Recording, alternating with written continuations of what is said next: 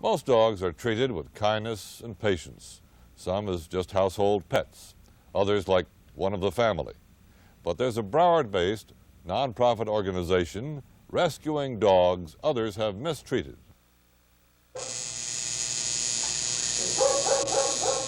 The Doberman Rescue League is painlessly tattooing this Doberman's inner thigh. League members recently found her abandoned, nearly starved to death.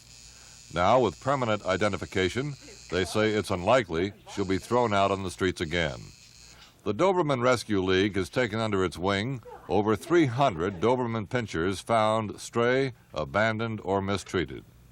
Members nurse the dogs back to health, then find new homes for them. This dog was in bad shape when the Hellsworth family in Pompano adopted her. For inspiration, 14-year-old David named the dog Hope. She just curled up into a ball, and she didn't want to eat. She didn't want to go outside. She didn't want to do anything. She was just laid in the corner in my room. Hope's case is not unusual. The Doberman Rescue League has seen worse. We've had animals that had their necks ripped out from living on a chain. We had one dog with a 3-inch gash on his neck that was so bad that the veterinarian figured they would have to put the animal to sleep. And what we did was scrub the gash out day in and day out, kept the scabs off of it. It healed up beautifully. The dog is in a fantastic home and the people love him. The league claims Dobermans, more so than any other breed, are treated cruelly, but there's a reason. Everybody wants a big, vicious attack dog. And of course, the Doberman has this type of reputation instead of the family dog type reputation. As you've seen the dogs in the back are animals that have been abused at different times or not loved or for some reason been dumped in either the Humane Society or the Rabies Control because the owner did not want them. Broward Rabies Control and the Humane Society turn over any Doberman they receive to the Rescue League. All three organizations have been trying to bring legal action against owners who mistreat the dogs. Occasionally you get a case of an animal being beaten. 9 times out of 10, the case is lost in court. It's very hard to prove that the animal was beaten, especially in Dobermans. They don't show any bruises externally, and you have to catch people right in the act and have witnesses who can place the person and the animal in the same place at the same time.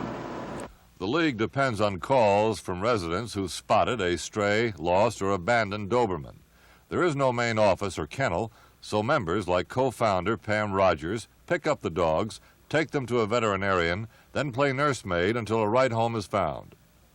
They go into foster homes where the people let the animal live in their home, learn something about its temperament, learn something about its habits. Is it housebroken? Does it chew? Is it a digger? This way the adopting family knows something about the animal. Before dog and master can be united, certain rules have to be agreed upon. The owner must promise never to train the Doberman for attack purposes, and the dog is required to have a tattoo. The lab will not operate on a dog that's tattooed, and a pound will not put a tattooed dog to sleep unless its owner has been accounted for. So this is positive ID. They can take a tag off. They can't take a tattoo off. If they want the dog bad enough, I'm sure they could adjust the tattoo, but what's to bother? During World War II, Doberman pinschers were used for attack dogs because of their ability to catch on quickly. Some believe this is where the dog's reputation for being mean and vicious was cemented. The Doberman Rescue League is trying to reverse this image. Success spurs members on. There's Mandy, who was found suffering from malnutrition. Now she's been placed in a new home, and she's back to her normal weight. And the Hellsworths adopted a second Rescue League Doberman, General.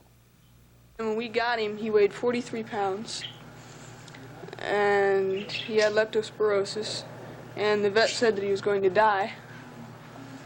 And he was completely jaundiced. His eyes were completely yellow, and the tops of his gums were all yellowed. And as you can see, he's still alive, so the vet was wrong. Unfortunately, the veterinarians have been right too many times. It's unnecessary death the 60 members of the Doberman Rescue League are trying to prevent. If you're interested in becoming a member, or an adopting family, or you know of a stray, abandoned, or mistreated Doberman, call the Doberman Rescue League. In Dade County, the Doberman Rescue Squad performs similar tasks. We'll have those phone numbers for you at the end of the program.